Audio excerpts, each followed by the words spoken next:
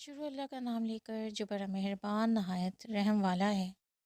یہ ایک صورت ہے جس کو ہم نے نازل کیا اور اس کے احکام کو فرض کر دیا اور اس میں واضحۃ المطالب آیتیں نازل کیں تاکہ تم یاد رکھو بدکاری کرنے والی عورت اور بدکاری کرنے والا مرد جب ان کی بدکاری ثابت ہو جائے تو دونوں میں سے ہر ایک کو 100 درے مارو، اور اگر تم خدا اور روز آخرت پر ایمان رکھتے ہو تو شرع خدا کے حکم میں تمہیں ان پر ہرگز ترس نہ آئے، اور چاہیے کہ ان کی سزا کے وقت مسلمانوں کی ایک جماعت بھی موجود ہو۔ بدکار مرد تو بدکار یا مشرک عورت کے سوا نکاح نہیں کرتا، اور بدکار عورت کو بھی بدکار یا مشرک مرد کے سوا کوئی اور نکاح میں نہیں لاتا، اور یہ یعنی بدکار عورت سے نکاح کرنا مومنوں پر حرام ہے۔ اور جو لوگ پرہیزگار عورتوں کو بدکاری کا عیب لگائیں اور اس پر 4 گواہ نہ لائیں تو ان کو 80 درے مارو، اور کبھی ان کی شہادت قبول نہ کرو، اور یہی بدکار ہیں۔ ہاں، جو اس کے بعد توبہ کر لیں اور اپنی حالت سنوار لیں تو خدا بھی بخشنے والا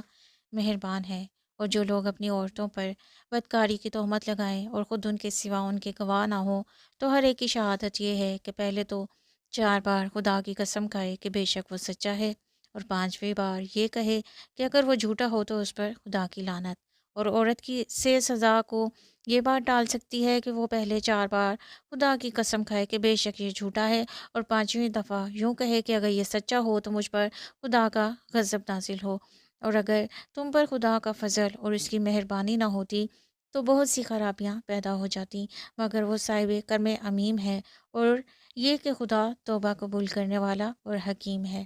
جن لوگوں نے بہتان باندھا ہے تم ہی میں سے ایک جماعت ہے، اس کو اپنے حق میں برا نہ سمجھنا بلکہ وہ تمہارے لیے اچھا ہے۔ ان میں سے جس شخص نے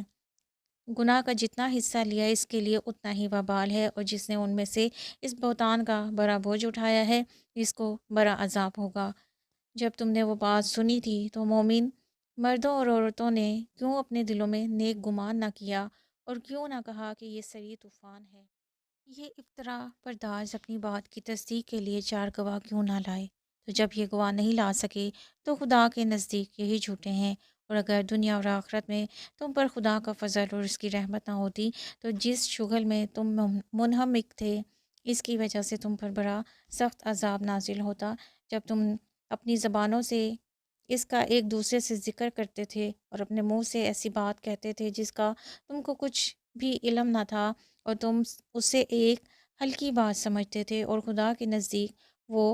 بڑی بھاری بات تھی۔ اور جب تم نے اسے سنا تھا تو کیوں نہ کہہ دیا کہ ہمیں شایع نہیں کہ ایسی بات زبان پر لائیں۔